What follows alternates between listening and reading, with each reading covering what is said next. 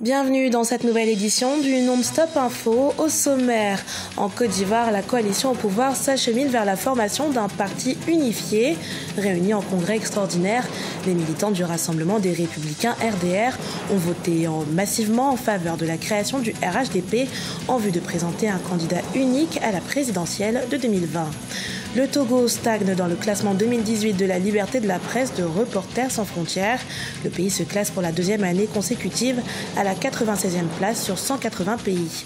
Et puis nous partirons à Casablanca, au Maroc, où la mode était à l'honneur lors de la première édition de l'African Fashion Talent qui s'est achevée le 6 mai.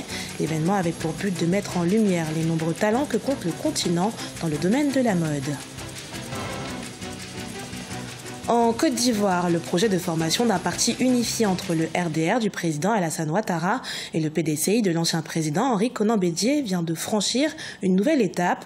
Réuni à l'occasion du 4e congrès extraordinaire ce samedi 5 mai, le parti présidentiel RDR, Rassemblement des Républicains, a adopté les statuts du parti unifié RHDP, Rassemblement des Oufouettistes pour la démocratie et la paix, en vue de l'élection présidentielle de 2020. Reportage de notre correspondant à Abidjan, Olivier Conan. Mobilisation générale des militants du RDR, Rassemblement des Républicains, à l'occasion du 4e congrès extraordinaire du parti au Palais des Sports de Treichville à Abidjan.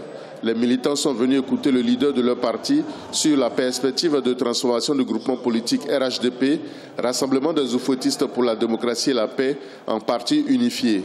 Les autres partis membres du RHDP sont le Parti démocratique de Côte d'Ivoire, l'Union pour la démocratie et la paix en Côte d'Ivoire, le Mouvement des forces d'avenir et le Parti des travailleurs. Leur coalition depuis 2005 leur a permis d'arriver au pouvoir en 2010 et cela doit continuer selon Alassane Ouattara, président d'honneur du RDR. Depuis décembre 2010, malgré les aléas, nous avons été ensemble. Et nous avons gouverné la Côte d'Ivoire ensemble. Et c'est ce que je souhaite que nous puissions continuer de faire. C'est de continuer de gouverner la Côte d'Ivoire ensemble. Le président Alassane Ouattara souhaite que les partis du RHDP continuent de gouverner ensemble la Côte d'Ivoire au-delà de 2020. C'est pourquoi il veut que le RHDP choisisse en son sein le meilleur candidat pour défendre ses couleurs à l'élection présidentielle de 2020. Que personne ne se sente exclu. La démocratie jouera pour que ce soit vous, les congressistes, vous qui allez désigner le candidat que nous présenterons tous ensemble pour les élections présidentielles de 2020. Le Rassemblement des Républicains attend désormais que les autres partis membres du RHDP organisent des congrès pour entériner la création effective du parti unifié appelé Rassemblement des Oufouettistes pour la démocratie et la paix. Dans l'actualité également, le Rwanda fait face depuis 4 mois aux désastres causés par de fortes pluies, des intempéries qui auraient coûté la vie à au moins 183 personnes jusqu'ici et fait des milliers de sinistrés, sans oublier les dégâts matériels chiffrés à 4 milliards de francs rwandais. Les autorités se sont mobilisées pour apporter de l'aide aux sinistrés, à commencer par l'évacuation des personnes vivant dans des régions à risque. Le point avec notre correspondant au Rwanda, Fraterne Dakaïsanga. C'est la saison la plus pluvieuse que le Rwanda a connue depuis 36 ans selon les spécialistes et le bilan est alarmant. En effet, depuis le mois de janvier 2018, au moins 183 personnes ont perdu la vie et 215 autres blessés des suites des catastrophes liées à la pluie. 4560 hectares de culture ont été emportés, 370 maisons d'habitation détruites, ainsi que 12 routes, 7 églises et 18 ponts. C'est vrai que nous avons connu une saison très spéciale avec de fortes pluies et que notre pays est très montagneux. Mais nous avons également un sérieux problème de mentalité. Beaucoup de gens habitent des zones qui mettent leur vie en danger et ne veulent pas déménager et d'autres qui continuent d'y construire des maisons malgré les restrictions. Les districts de Nyaruguru, Kamonyi et Rulindo au sud du pays, et Ngororero à l'ouest et Gasabo à Kigali sont les plus touchés. Ici à Nyaruguru, à part les glissements de terrain, la foudre avait fait 17 morts au mois de mars 2018. Nous avons souvent eu des problèmes d'inondation et de glissement de terrain, mais cette fois-ci on n'en peut plus. Le gouvernement doit faire quelque chose, surtout pour les eaux qui proviennent des collines qui nous entourent. Les autorités pourraient par exemple nous aider à tracer les terrasses radicales. J'avais planté 500 kilos de pommes de terre et j'avais investi assez d'argent et d'énergie. Cela faisait exactement 2 mois que j'avais planté. Et voilà que tout est perdu maintenant. Et je ne sais quoi dire. On va être frappé par la famine. Ça, c'est sûr. Selon les informations communiquées par le ministère rwandais de la gestion des catastrophes et des réfugiés, environ 7000 ménages à travers le pays ont dû quitter les zones à risque et le gouvernement prévoit de soutenir 3900 d'entre eux considérés comme économiquement défavorisés. Moi, je dirais que tout ceci nous rappelle à quel point la question du changement climatique nous est très proche. Il faut vraiment que l'on comprenne et qu'on s'active avant que ça ne devienne pire. Et ce n'est pas très compliqué. Il faut juste que les parties prenantes s'assurent que les lois sur l'environnement soient mises en pratique.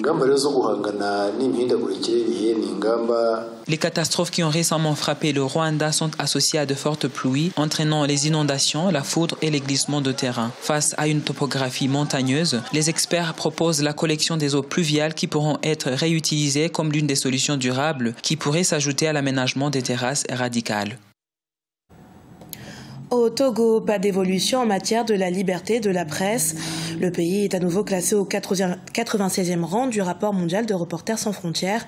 Outre le manque d'amélioration en matière de liberté de presse au Togo, les professionnels des médias sont appelés à faire preuve de professionnalisme, surtout en temps de crise. Reportage d'Emefa Kofi, notre correspondante au Togo. Selon l'Observatoire togolais des médias, entre le 3 mai 2017 et le 3 mai 2018, la liberté de presse tend à s'améliorer au Togo, malgré les dérapages et les abus constatés. Plusieurs journalistes interpellés et convoqués devant la justice, agressions des journalistes sur leur lieu de travail sont entre autres faits dénoncés par l'instance d'autorégulation des médias à l'occasion de la Journée internationale de la liberté de la presse.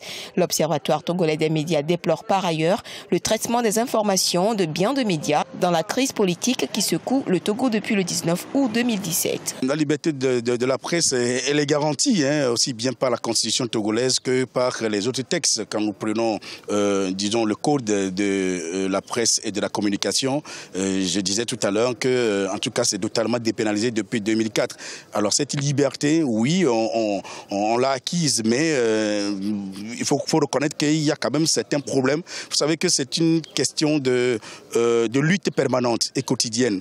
Et donc, il faut l'entretenir, cette liberté-là. En 2017, la Haute Autorité de l'audiovisuel et de la communication a pour sa part procédé à 10 auditions de directeurs d'organes de presse pour violation des règles professionnelles. Si le Code de la presse dépénalise les délits de presse au Togo, il n'en demeure pas moins que le Code pénal, en son article 497, punit d'une peine d'emprisonnement de 6 mois à 2 ans et d'une amende de 500 000 à 2 millions de francs CFA, la diffusion ou la reproduction de fausses nouvelles. Notre rôle est de défendre les intérêts des journalistes, leur liberté, pour être très précis.